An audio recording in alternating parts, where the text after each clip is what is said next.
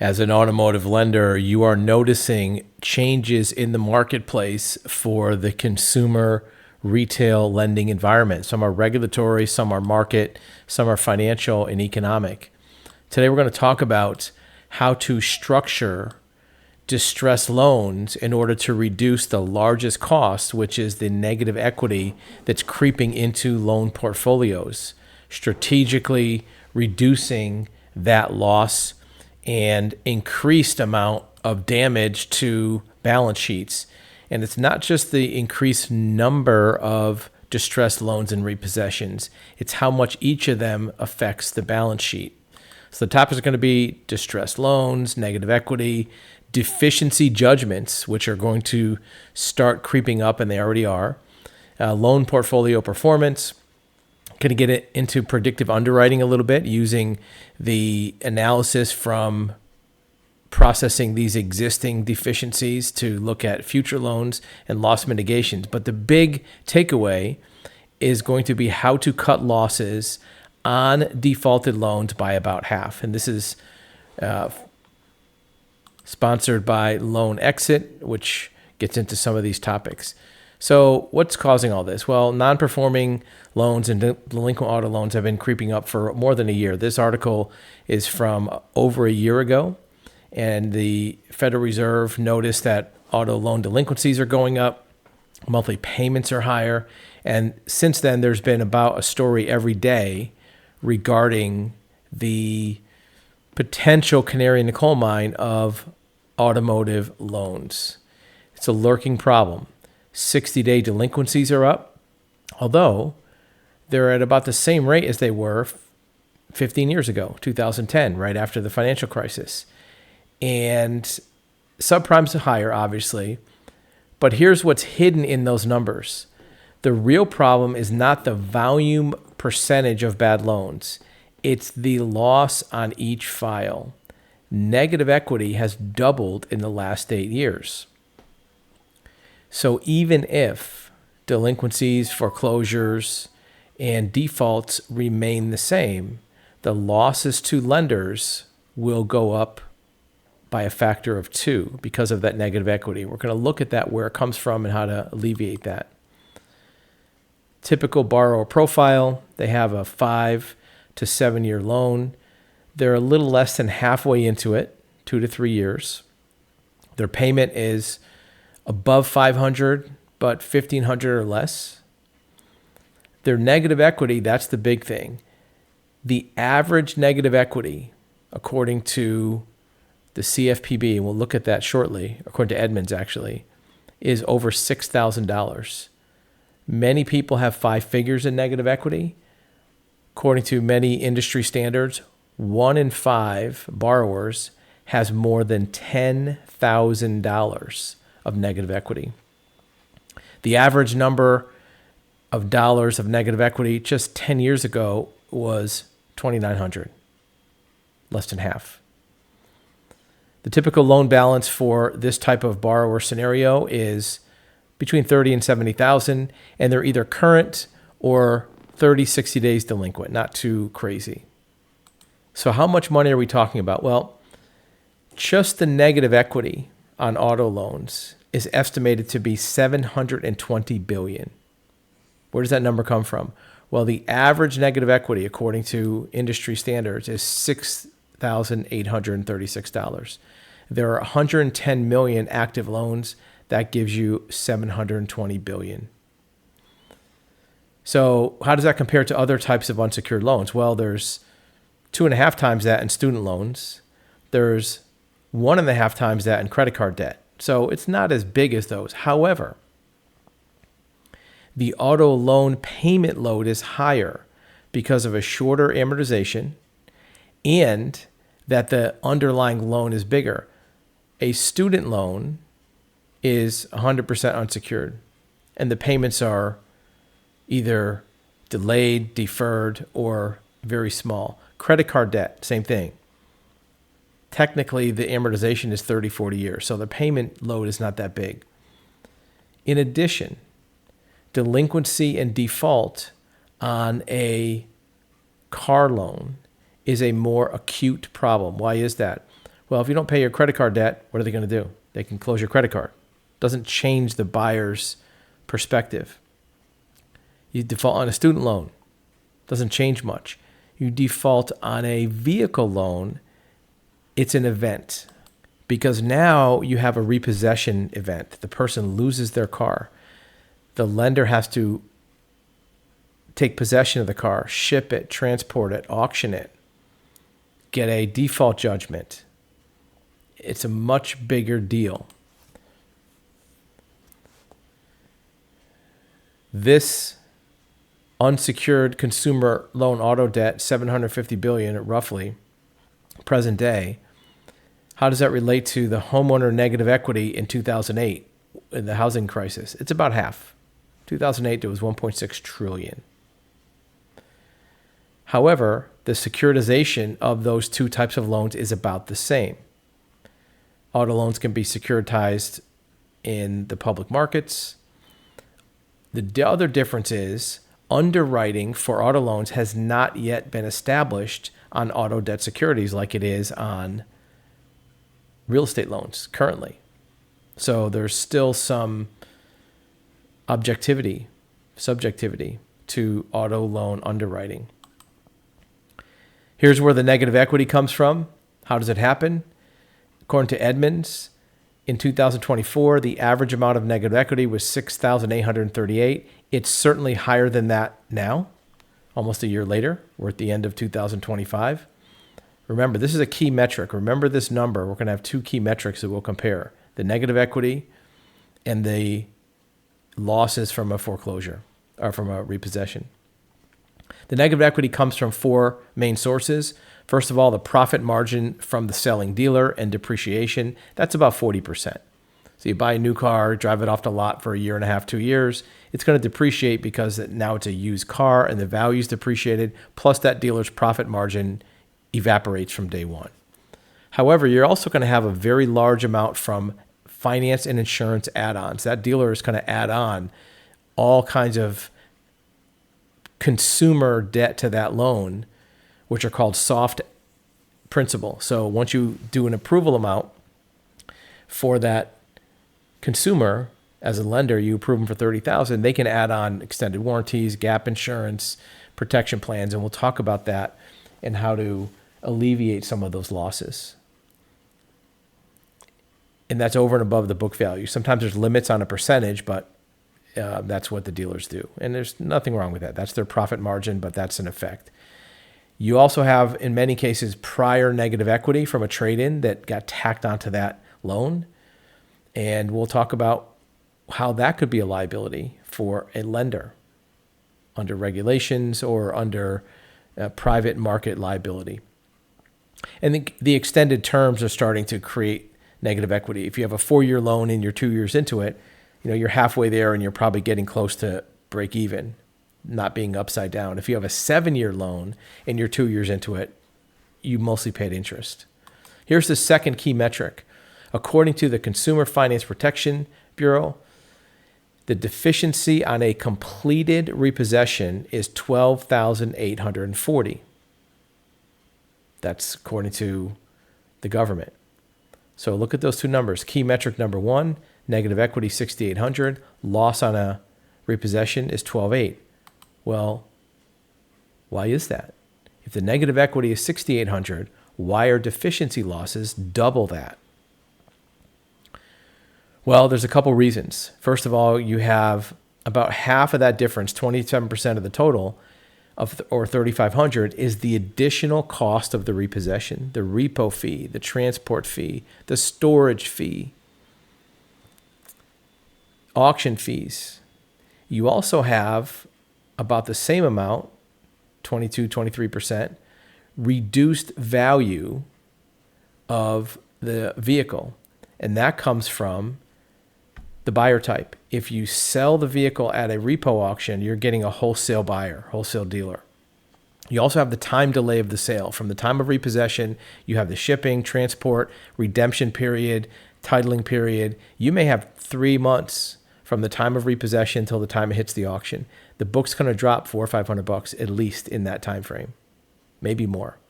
You're also going to have less chance of getting recovery of these add-ons, and we'll talk about that here in a minute. And that could affect it. Either way, you have a $6,000 to $7,000 of avoidable loss. And there's a link below of where that comes from, how that's calculated. Remember that number. You can avoid $6,000 to $7,000 avoidable loss on these repossessions. What causes the repossession, the delinquency? Usually it's because the payment's not affordable. The buyer, when they're looking at that new car, that $700, $800 payment doesn't seem like it's insurmountable when they're looking at a shiny new car compared to their old sled. And they can see themselves paying it because, of course, they don't have to pay it that day. Their first payment is 45 days away, and they're just not thinking straight. You also have loan term creep, meaning that the loan terms are getting longer and longer. So that puts the person in a debt scenario for a longer period of time. Another reason for delinquency is the vehicle is no longer optimal. Many times people make a decision about a vehicle on that day that works, and 2 or 3 years later, that vehicle may not be optimal for the person. They might need a bigger car because they have children. They might need a truck because they have a job that needs to carry something. They may have some other life change. Maybe they need one less car in their fleet. For whatever reason, now they don't need that car. The other reason for delinquency is if they can't afford the payment or they can't use the car, they go to trade it in. Now they're discovering negative equity. And in the past, 5, 6, 7 years ago, if you had 2,000 or 3,000 of negative equity, the dealer could absorb that and roll it into the new loan. But when you have 10 to 12,000 in negative equity, many times you can't get the advance on the new loan to absorb that negative equity. So now the borrower is stuck with the vehicle, and their incentive on making payments is less, so they may now have delinquent payments or non-performing loans.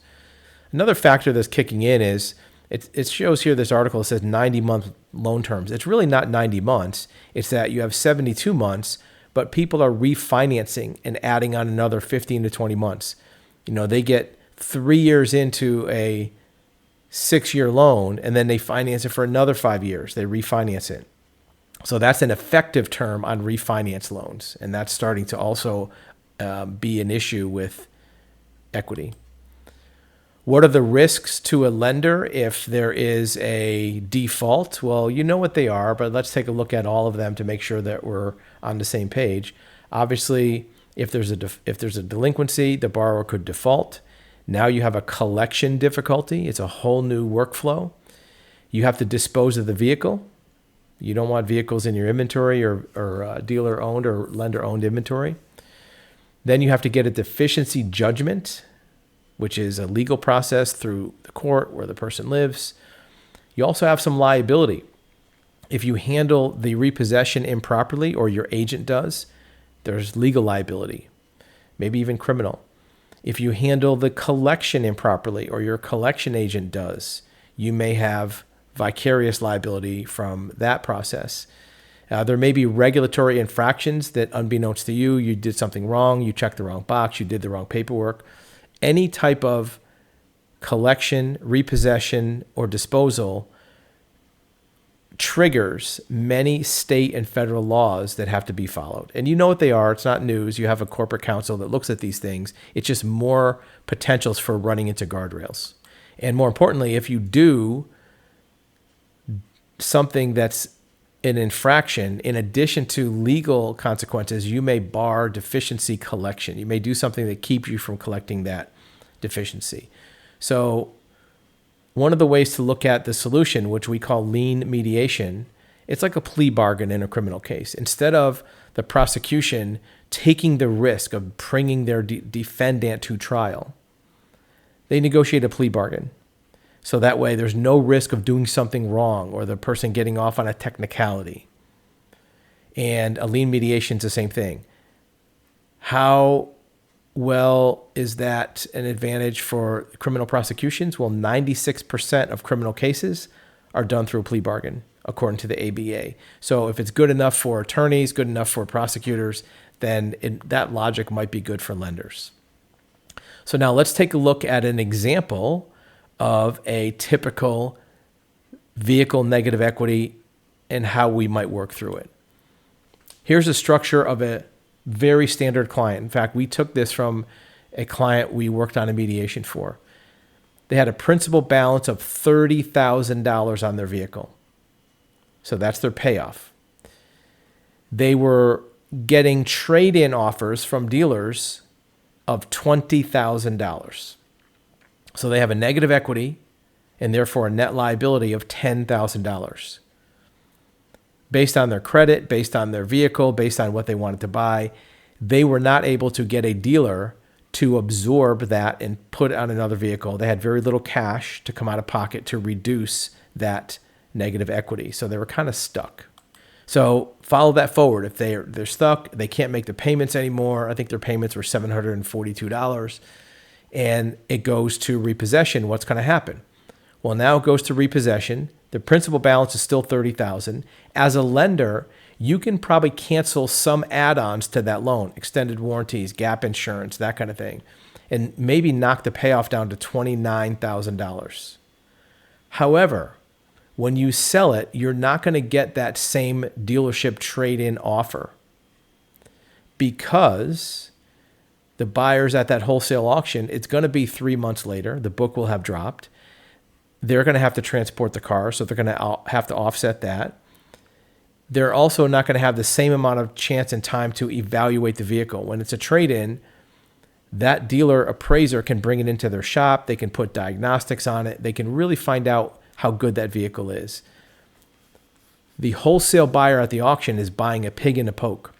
It's out on a lot. They can maybe drive it around a little bit, but they have to kind of cross their fingers on speculation. So they're going to shave the amount in their mind a little bit. So they're going to bid $19,000. The negative equity still ends up being $10,000. So you chopped off $1,000, the buyer chopped off $1,000. However, you also have some other adjustments. It's going to cost you $1,500 to repo and transport the vehicle. You'll have auction fees. You'll have holding costs. So now all of a sudden your liability is $12,500. And you might say, well, we can do a deficiency judgment against the borrower. You can, but we'll talk about how that works later. Either way, the negative equity, therefore unsecured debt, remember that term, has now increased by 25% because of the repossession. And these are the numbers you're seeing. Matter of fact, we're seeing a lot of the fees for repossession be between $2,000 and $3,000. So what's another way of doing it? Well, a structured, mediated early intervention process can go something like this. Start out with the same principal balance, $30,000.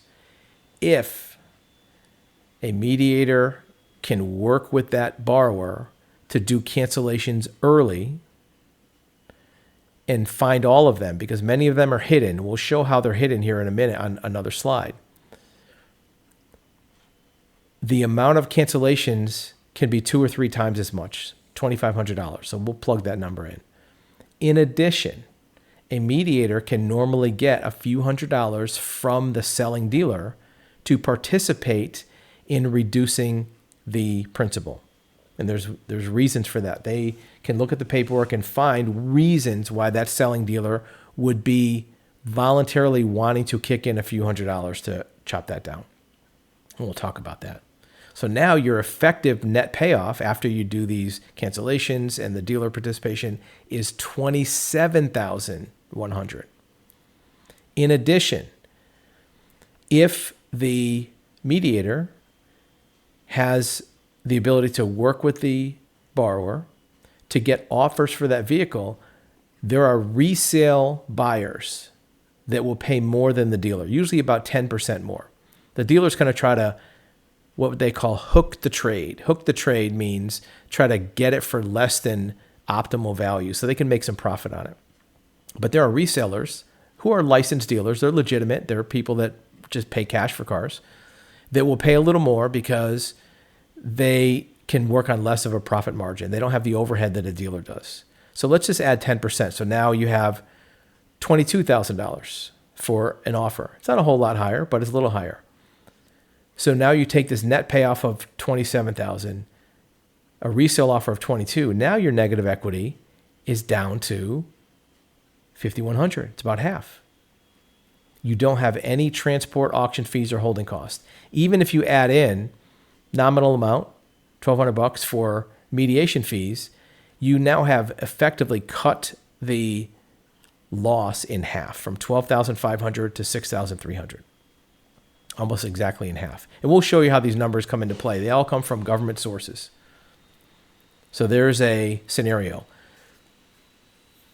Where did these numbers for add-ons come from? Well, here's an actual itemized contract from a client who purchased a vehicle for $43,000, and they had all kind of add-ons: appearance package, windshield protection, tire and wheel protection, $2,600, vehicle care protection, some kind of maintenance, a warranty for $4,700, key protection, and that didn't even include, we missed one here, there's a gap insurance that we didn't highlight for $995 right here on this line that wasn't even added into this list. So you have add-ons for $12,500 worth of add-ons on this loan. Even if you're 2 years into it, 3 years into it, prorated, you can get back $5,000 or $6,000 on these.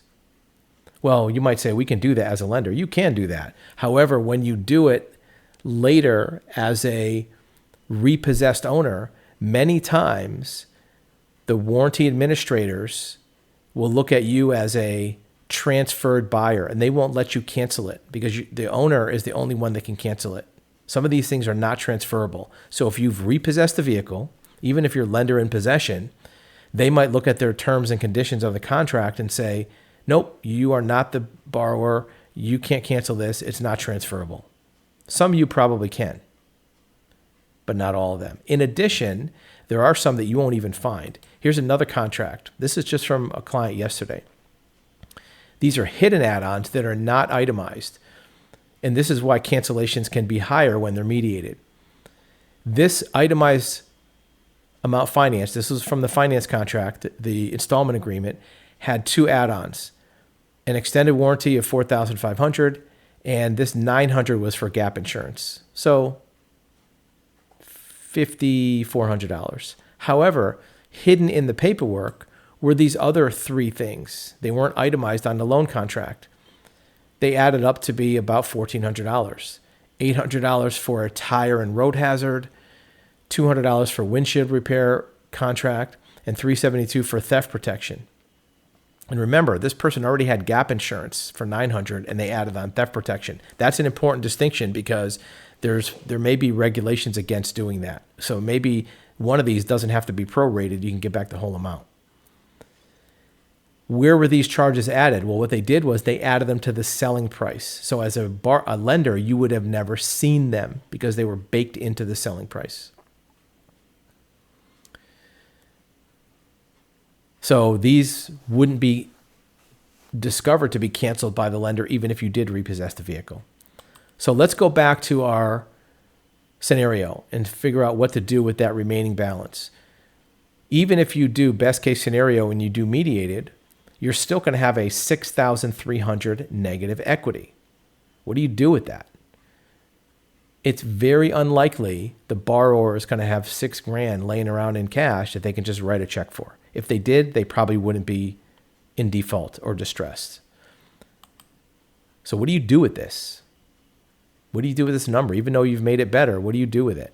Well, as a lender, you have a few options, and some of these you're not going to like the sound of, but we'll talk about some best case scenarios. First of all, you can ask the customer if they have cash, some or all of it.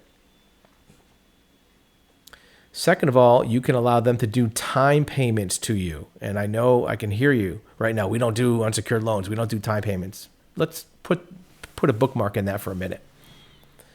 And by doing that, you can permit them to do a short sale. Remember this number here, this $22,000 offer, that's only going to work if they could do a short sale. They can sell it to that person and you release the title as a lender. So we'll talk about how that would work. We can look at maybe you as a lender doing an unsecured note, canceling the first loan, signing up that borrower on an unsecured personal loan for the difference for $6,300, or maybe they come up with some cash and they finance $5,000.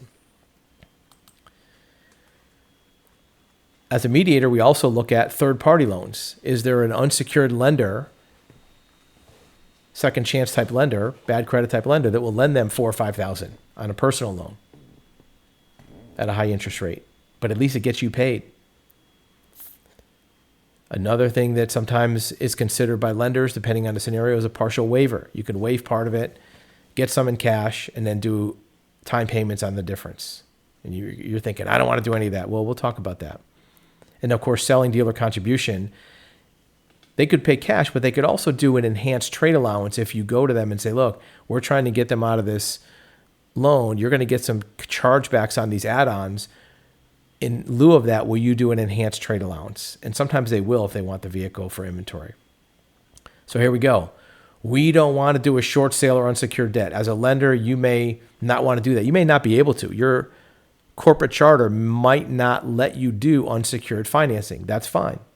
That's fine. Maybe you don't do this. But let's talk about what the realities are and what the considerations are. If you do a repo, you are already doing a short sale in effect. You're repoing you're just doing it in the reverse. You're charging off the loan first and then you're selling it instead of selling it and then paying off the loan and having the difference. Either way, you have negative equity. You have upside down. You have a short sale in effect. So which is the better way to do a short sale? Is it better to do it as a repossession or is it better to do it as a mediated? Dollar amounts obviously are half. But there's some other advantages too. Even if you don't do a repossession, that negative equity on the vehicle technically is kind of an unsecured finance balance. It's already unsecured. It's just attached to a secured loan, but it's really unsecured because there's not enough value in the vehicle to support that amount of money. If you repossess the vehicle, take it back, sell it, and have deficiency, and you get a default judgment, well, that's unsecured debt, and it's involuntary. Remember that. If you do a default judgment with the court after you repossess the vehicle and sell it, that's an involuntary unsecured debt that you have. You have nothing signed by the person that borrowed the money. Another way of looking at it is if you have rolled in negative equity from the previous vehicle, you already have unsecured debt that's tacked onto your loan. And that's something you are pre-authorized already. So what's better as a lender if you're pre-authorizing $11,000 of negative equity or you're pre-authorizing $6,000 to avoid a default? I understand these are controversial ideas, but think about the reality. In addition, the repossession process has an unlimited, uncontrolled deficiency potential. It's like an open checkbook. You don't know how much you're going to lose.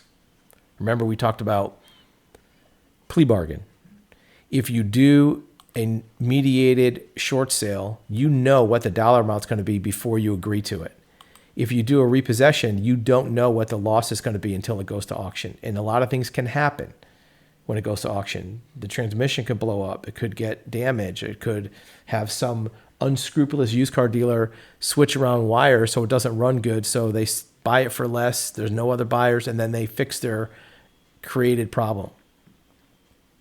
In addition, by doing a short sale agreed to unsecured debt, you don't have to do any kind of loan modifications, deferred payments, or what have you. Even if you do not do a short sale, allow them to do it, by reducing the principal cancellations and get a higher resale offer, you're putting yourself in a better position, even if you don't follow through all the way with the short sale. What are some other benefits for the lender? And we'll talk about how to do this here momentarily, so stick with me. We're in the home stretch. First of all, you avert the charge-off. A charge-off, by definition, is a non-performing asset. It messes up your ratios for your securitization of that note batch that you may be selling in the resale market. It may affect future securitizations. It also has a reduced effect on your balance sheet. If you have a $30,000 loan that does a charge off or default, you now have a $30,000 damaged goods ding and dent sale on your portfolio. If you do a short sale and you pay that loan off with the sale of the vehicle, and now you have a $5,000 unsecured loan on your balance sheet, even if that $5,000 new loan is considered to be unsecured or not quality, you only have a $5,000 ding on your balance sheet. In addition, if you get a note from the borrower signed with a payment promise, I will pay you $200 a month for 2 years, 3, whatever. That promissory note is a much more saleable instrument than a default judgment. If you get a default judgment from the court, yeah, you can sell it to a collection agency in the open market, what have you. But if you have a signed promissory note with payment terms agreed to, even if they default after 3 payments, first of all, you've reduced the principal slightly, and you still have a structured voluntary note that may have a market value, and it does have a market value, and we can sell these. You eliminate the operational task load of doing the repossession and collections. You reduce the deficiency. Obviously, we talked about that. You have a structured and arranged recovery, meaning that you never really have to deal with the inventory of the vehicle. It's going right from the borrower to the buyer. Or even if it's a voluntary repossession and you sell it, it's handed to you with the keys and books and no damage, and it's a cooperative type thing. You do not have bank-owned inventory because you didn't repossess the vehicle. You don't have the loss. You don't have the risk. You don't have damage. You have that cooperative engagement with the borrower. What does that mean? Well, you can get, and we do get, updated financials, new credit application, new employment, new bank statements, new references. So now the note has a higher value because you have a updated borrower profile to attach to it. It's not 3 years old anymore. You have a better vehicle condition with all the keys, and the person's not going to slice up the seats or ding the outside before they give it to you because they don't care, because it's a repo. If it's mediated by a third party like us, you have that third party mediator distancing, so you're not in a conflict scenario with the borrower. In addition, there's the possibility of that unsecured loan, and that's one of the things that we look at, and if you do it yourself, you can look at it too. There are unsecured lenders who will lend to these types of borrowers. Even if it's not optimal for the borrower, at least you get paid some or all of your principal. Look, if there's a $6,000 negative equity and they can get a $2,000 loan and an $800 cash, you have half of your deficiency funded, capitalized, and then maybe you do a note for the difference. You have control over the process, which helps eliminate litigation risk. You can get waivers. In addition, you can get some visibility of that selling dealer's finance practices. You'll get some insight into how did that dealer structure that financing.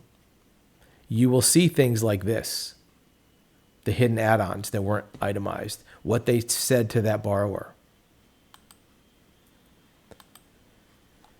Here's some of the liability that you can avoid. Here's some legal arguments that are already being made by government agencies and attorneys, law firms that are looking at these lending practices.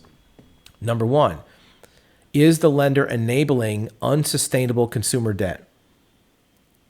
If you're a lender and approved a $30,000 loan to somebody who had questionable credit, their income is not sustainable, they could come back and say you shouldn't have done that. If you are approving the addition of prior negative equity on the vehicle, there have been attorneys who are starting to make the argument that says, look, you're not entitled to recover that from the deficiency because you are only lending on the new vehicle. You lending on another vehicle, effectively, that vehicle is not specified in the contract. and therefore it's not collateral, therefore it's unsecured. Are they going to win those arguments? Someday they will, my opinion. Also, are you approving add-ons that the dealer is saying are not cancelable? Under the FDC rules, many types of add-ons have to be able to be canceled. If you're not reading every F&I department add-on and seeing if it's cancelable, you might be enabling that and benefiting from the interest on those. Here's the big one. There are many parallels to the real estate debt of 2008. The financial crisis in 2008 came from the wild west of mortgage lending. If you could fog a mirror, you can get a mortgage or two or three. And there's a lot of parallels. How do we know that? Well, guess what? This article came out a couple days ago after we created this slide deck where car repossessions trend shows chilling echo of 2008 crisis. Economies warn dominoes to fall. And Consumer Finance Protection Bureau is taking action against wrongful loan servicing and auto repossession. So this is the government working on this. There are attorneys who are saying if you repossess a vehicle and you sell it at auction and you lose all that money, that deficiency judgment was artificially inflated by you, the lender, by $5,000 because you didn't reduce it because of cancellations. You didn't get the best offer of the vehicle. And that $5,000 you're not entitled to. And they're asking the court to waive that from the deficiency, in addition to maybe penalties, interest, and legal fees. Lawyers are starting to nibble around the edges and calculate these. And at some point, it's going to be probably a class action. And on top of all these things, like I said, they're claiming that the lender is benefiting from the interest on this additional principal from add-ons, negative equity, and whatnot. So what do you do about this as a lender? Look, we're not trying to say the sky is falling. We never like to deal from a place of fear, but it reminds me of a film, and you probably saw this film, you recognize this, Margin Call. Remember this character played by Jeremy Irons? The character's name was John Told. He was facing a similar problem with his mortgage portfolios. He said, we can either be first, be smarter, or cheat. And he said, I don't cheat. So be first or be smarter. So what are you doing with this? Well, there's two things that you're actually selling when you try to resolve and mediate a car loan. You're selling the vehicle valuation and you're selling a note. You're selling that deficiency. Being first at doing these mediations, you get better results on both of these. The vehicle valuations right now are not bad. The used car market is pretty good. If the economy sinks or tanks, used car values are going to stumble. And now you're stuck with more repossessions rather than intervening early. And the values go down. In addition, the note value, if you have a note for deficiency judgment signed by the borrower, you can sell that in the current market at a higher price than you can a year or two down the road when you have a default judgment and everybody is in default and there's no note buyers or no default judgment buyers. Side note, this character, John Told, in this movie was a combination of two real people, Richard Fuld, F-U-L-D, of Lehman Brothers, and John Thain of Merrill Lynch, both financial institutions that were challenged by this. So this is based on a real person, and you don't want to be that person. So what are the steps?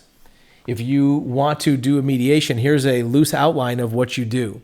First, you get borrower disclosures. You get an updated credit app. You get updated bank statements, right? You may not have received bank statements when you financed the deal originally, but now that the person is asking or you're offering or wanting to offer some type of extended terms or extended consideration, you want copies of their bank statements. You want to make sure that, number one, you can verify the income from their employment. You can see the deposits going in, and you want to make sure they don't have $200,000 sitting in the bank where they could pay off the car. They probably don't, but you want to get that. Plus, you now have account numbers if you need to garnish. Number two is you want to start working on that principal balance reduction, those after-sale cancellations. And the way you do it, instead of you doing it as a lender, you look up all of the after sale items from the entire contract, not just what's on the itemized, but you also get the hidden add-ons from the paperwork package that the borrower has. And you cancel those, and you get the borrower to sign them, and you mail them to the administrators to get those reduced on your principal. If you leave it up to the borrower, they might not do it. If you try to sign them, many of these administrators will say you are not the principal, so you can't cancel them. You also contact the selling dealer and say, hey, by the way, we looked at this paperwork and we found some of these things are not allowable. Were you willing to kick in some couple $100? And if you're the lender, many times you have leverage because they want new approvals from you. Next thing you're going to do is you're going to get retail market valuations. There's many resale type buyers. A couple good examples. I mean, you've seen these examples of CarMax, Carvana, but there's many others. You want to get 4 or 5 at least firm offers based on a VIN number, mileage, and conditions. And many times those offers are only good for a week or two, and your process may take longer than that, but at least you have an idea of exactly where you're at, and you can update that value if a month goes by before you can actually do the short sale. You want to get those locked in. Then you're going to, once you understand where you stand, what is the reduced principal balance? What is the resale market? What is your new negative equity? And you're going to ask the borrower for some cash. Hey, how much cash you got? You got a couple grand, right? To get out of this loan. Whatever they have or don't have, you're going to take the difference and you're going to look at third-party unsecured loans. You're going to have a pool of lenders that you're going to look at to say, hey, I have this borrower. Can you do a $3,000 or $4,000 personal loan? You're also going to consider your in-house option of doing a time payment. If the remaining balance is $4,000, maybe you get $200 a month for 24 months. That would be $4,800 with interest. If their current payment is $800 a month, they're going to be happy to pay $200. Look, after 3 or 4 months, they might say, I can't afford the $200, and they might stop paying. But at least now you have another $1,000 or $800, and you have a note that you can sell. And if you sell it while the customer's still current, you can get more money for it. And you're going to get offers on that promissory note. It's more valuable in the secondary market as a note versus a default judgment, and easier to collect because a borrower is voluntarily agreeing to it. They're not dodging your garnishments. What are some other benefits to this? Well, you have intelligence acquisition. You can debrief that borrower, do like an exit interview to find out what is their experience. Why did they go into default? What happened when they bought the car? What did the dealer tell them? How were their payments structured? Did they know they had add-ons? Did they know that the add-ons weren't just $5 a month, but it was $2,000 for an extended warranty?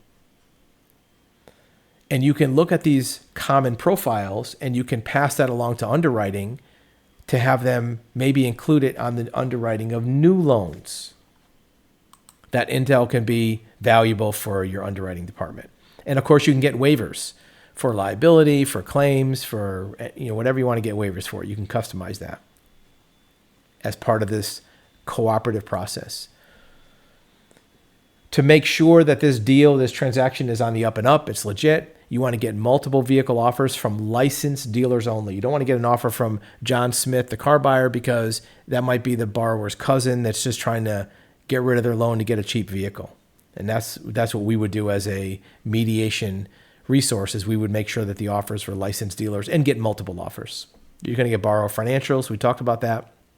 And we can also set it up where we get all the financials. We get what's called a speculative note or a note offer, where they sign a note for a certain amount of money, but the borrower is not, they know it's not committed to. It has to be finally approved by the lender. So if they sign a note that says $200 a month for 24 months, the lender has final approval on the whole package.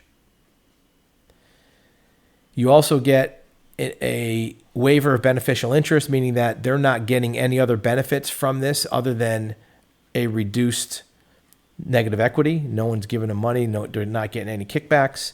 And you can create other requirements that you want to specify based on what your corporate counsel might say, and we can include those in a mediation. The dealership also might have some benefits in being part of this. If they intervene early and work with you as a lender, they can maybe offset some of these cancellation losses. Because look, when you cancel these add-ons, they get charged back for their commission percentage, which is high. Most dealerships make 50 to 60% commission on these add-ons. So if it's prorated, half of it, they might lose $3,000 or $4,000 out of their pocket when these things are canceled. So they're going to try to resist the cancellations. They're going to discourage the borrower from doing it. They might even tell the borrower, you can't cancel it improperly. They might take the cancellation document and throw it in the trash. So that's why you as a lender, or we as a mediation company, want to make sure that these cancellations actually are adhered to by the dealer. But give them the opportunity to say, look, instead of losing that money, let's maybe kick up some money on the trade-in because we might want that inventory for our used car lot. If the dealership is also part of that process, maybe they can have some unsecured lenders or refinance sources ready. And they can also exchange some consideration for getting a waiver from the dealership. Maybe the dealership is doing some sketchy stuff or borderline gray area stuff, and maybe they can get a waiver by contributing more to the final picture. If you're a credit facility, not a direct lender, the risk that you avoid there is, your loan portfolio performance is improved. You can have a better securitization rating from the rating bureaus. You don't have third-party liability claims, and you can match the short sale procedure with your underwriting charter or your securities offering. So that's where, if you are a credit facility or you're dealing with a credit facility, how you can structure this with them to see an advantage. So where does this perspective come from? How do I personally come to this awareness from different angles? Well, this checkbox list are all the things that are licenses, credentials, experience that I have that see this picture from all sides. As a civil certified court mediator, I do mediation with borrowers all the time that are looking to figure out a way to get out of their car loan. And so I see it from the consumer side. As a licensed private investigator, we see different types of fraud, borrowing fraud, lending fraud, dealership fraud that we see from the inside of that structure. I'm on the board of the ACFE, which is the Association of Certified Fraud Examiners, and that's an organization that has mostly public sector members, federal government usually, and we see the regulatory and enforcement actions that they're working on. As a licensed surety bond producer, we see claims against surety bonds for car dealers for different types of frauds and different types of activities. I have a certificate from FINRA for securities industry essentials. It's not like a Series 6 or Series 7, but it does have some awareness of how securities industries work and how these types of activities might need to be structured for issuing of securities. I saw all this happening in the early 2000s as a certified real estate title examiner, title abstractor. I saw all this go down with real estate deals and real estate loans, and it's the same thing. It's like, I've seen this story before. I've seen this movie before. I'm a commercial insurance broker, so on the insurance side, we see different claims from different insureds. And I personally have given expert witness testimony in court on matters of asset validity, and this is important. One of my clients was the Department of Justice that would hire me to go to court to opine about the validity of assets as securities or as claims. And many times what the opposing attorney will do is to try to say something is not an asset because of some technical violation of regulations. And that's what they're going to start doing with some of these court cases. Where is it? Legal arguments. We're already starting to see attorneys make arguments that are very similar to what we saw back in 2008. Given a couple of important presentations. A couple of years ago at the Auto Intel Summit, gave some solutions to serious title problems. A lot of it had to do with lien releases, and also gave a keynote speech at the ACFE Global Fraud Conference about different types of fraud. So that's kind of a wrap up of where my perspective comes from to see all these things and where the creation of this car short sale, lien mediation, or loan exit came from. So that is the core of the material. However, I have a little bit of an addendum to add to you and what is happening on the dealership side, on the F&I side. Look, as a lender, you know that as a captive lender, your dealership clients are structuring the financing. They are basically your loan agent in the field. They are creating these loans in the field. And while they're not the villain in this story, they do act as the gatekeeper for you, the lender. And the PVR, per vehicle retail profit for lenders, has gone up dramatically. It averages now between $2,000 and $3,000 per vehicle. So in every vehicle that a dealership sells, they make $2,000 to $3,000 in the finance office on top of what they make on the vehicle. In fact, on many vehicles, they make more on finance than they do on the vehicle because people are very price conscious. They see prices advertised. I want to buy that car for $22,000. Great, we'll give you $22,000. And they know they're going to make it up in finance. The areas that are highly profitable: tire and wheel protection, appearance protection, and maintenance protection. And the increases are very dramatic. Who are the people that are doing this? Well, for most lenders, you know some of these processes and mechanics, but you don't know some of the details. The F&I manager in that dealership is the gatekeeper.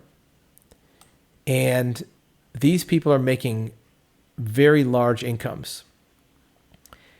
84% of them earn six figures or more. And this was back in 2023. Our anecdotal research shows more than half of them are making $250,000 a year. They are the top 10% earners in the United States, finance managers, F&I managers. Doesn't that remind you of loan brokers in 2005? And the income growth has been dramatic in 5 years. 15% of F&I managers only earn less than $100,000. Well, that was in 2023. I suspect that number is less than 5%. It's very rare for a finance manager to make less than $100,000.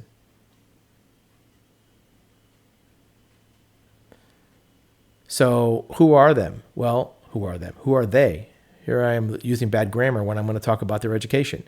The vast majority of F&I professionals have a high school diploma or no diploma at all. So these are not financial, learned type people. Nothing wrong with that. They're not bad people. They do a job. But that's who is representing your loan. That's who is structuring your loan. So you have to be aware that their incomes are tied to this profitability. And that profitability may be creating vicarious liability for you as a lender. What's going on to regulatory? Well, the FTC, in their CARS rule, we'll talk about that here in a minute, says the rule prohibits dealers from charging for any add-on that does not provide a benefit, like warranty programs that duplicate a manufacturer's warranty, gap agreements that don't cover certain things, or duplicate coverages. Now, this CARS rule technically is still in the FTC book. However, there was an opinion granted by the FTC that says we're not going to enforce it. With the new administration that came in 2024, the new FTC said we're not going to enforce it. But individual states are now enabling their own CARS versions. And just today, there was an article about how California's version is going to affect securitization of loans across the country. One of the things the FTC says happen is they slip add-ons like theft protection, paint coating, nitrogen tires, or tinted windows that people didn't want or didn't agree to. If people noticed and were asked to remove them, they say they're required or they can't cancellation. So that's a thing. The regulatory side is catching up with this. You want to be ahead of it as a lender. There's a bunch of links we'll include with some data sources and some other facts, but that's an addendum to all of the materials that were presented. This mediation process, car short sale, loan exit, whatever you want to call it, may have some concerns from lenders. You don't want to do a short sale. You don't want to do unsecured loans. You don't want to set a precedent. You don't want to create a moral hazard. I get it. But as you start to see some of these other potential losses, 12,800 deficiency on repossessions, even when negative equity is only half that, you may start to look at, well, what are my other options? If you do decide you want to pursue it further, you can contact us through the website. We can give you some more details and even set up a video call if you want to pick our brain and ask questions. Even if you want to set it up in-house, we can help with that.